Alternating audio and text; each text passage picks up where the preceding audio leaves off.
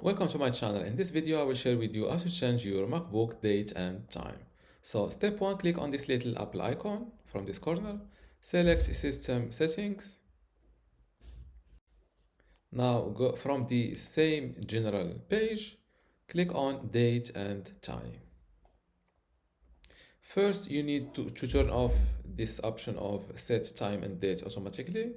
If you want to change it manually, use the password or your Touch ID. And then next to date and time, click on Set. And from here, you can change the date. Use this calendar and also the time here. Just type in, for example, 20 on your keyboard, and it will use. And of course, after all of that, click on Set.